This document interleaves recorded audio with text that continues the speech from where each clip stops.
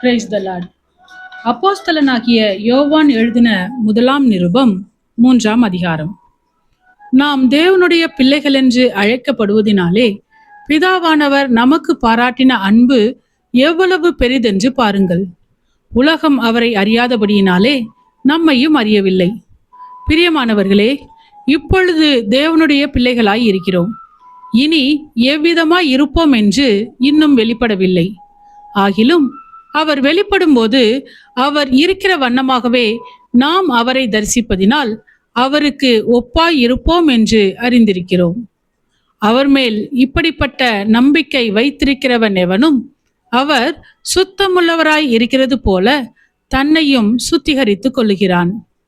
பாவம் செய்கிற எவனும் நியாயப்பிரமாணத்தை மீறுகிறான்.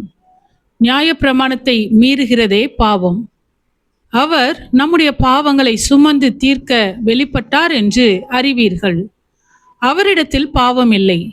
அவரில் நிலைத்திருக்கிற எவனும் பாவம் செய்கிறதில்லை.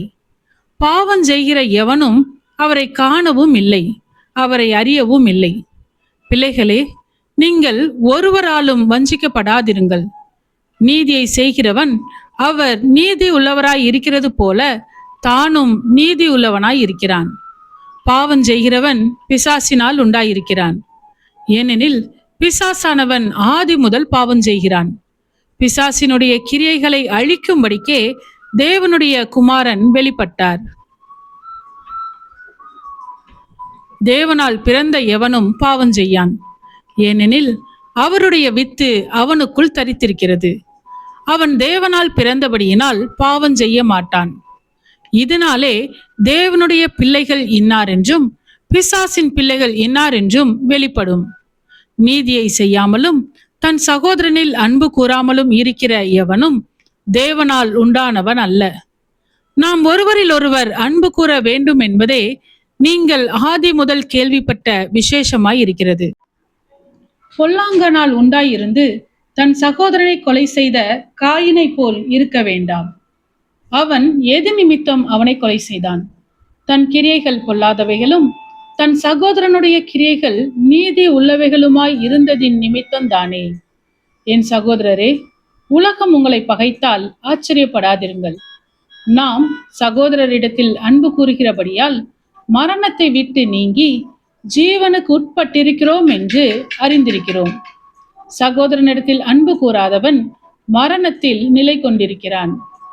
தன் சகோதரனை பகைக்கிற எவனும் மனுஷ கொலைபாதகனாய் இருக்கிறான். மனுஷ கொலைபாதகன் எவனோ அவனுக்குள் நித்திய ஜீவன் நிலைத்திராது என்று அறிவீர்கள். அவர் தம்முடைய ஜீவனை நமக்காக கொடுத்ததினாலே அன்பு என்னதென்று அறிந்திருக்கிறோம். நாமும் சகோதரருக்காக ஜீவனை கொடுக்க கடனாளிகளாய் இருக்கிறோம். ஒருவன் இவ்வுலக ஆஸ்தி உடையவனாய் இருந்து தன் சகோதரனுக்கு குறைச்சல் உண்டென்று கண்டு தன் இருதயத்தை அவனுக்கு அடைத்து கொண்டால் அவனுக்குள் தேவ அன்பு நிலை கொள்ளுகிறது எப்படி? என் பிள்ளைகளே, வசனத்தினாலும் நாவினாலும் அல்ல, கிரியையினாலும் உண்மையினாலும் அன்பு கூற கடவோம்.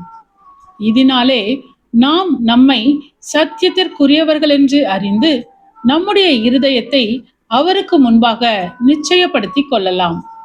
நம்முடைய இருதயமே நம்மை குற்றவாளிகளாக தீர்க்குமானால் தேவன் நம்முடைய இருதயத்திலும் பெரியவராய் இருந்து சகலத்தையும் அறிந்திருக்கிறார்.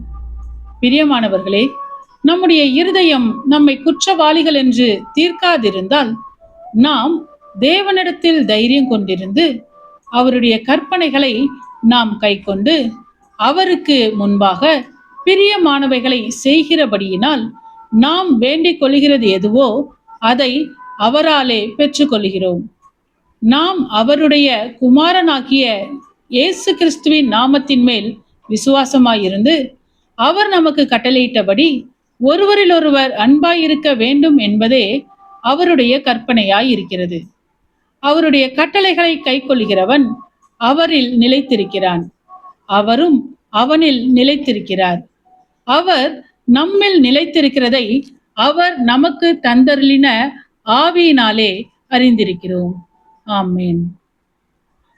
சத்தியத்தையும் அறிவீர்கள், சத்தியம் உங்களை விடுதலையாக்கும்.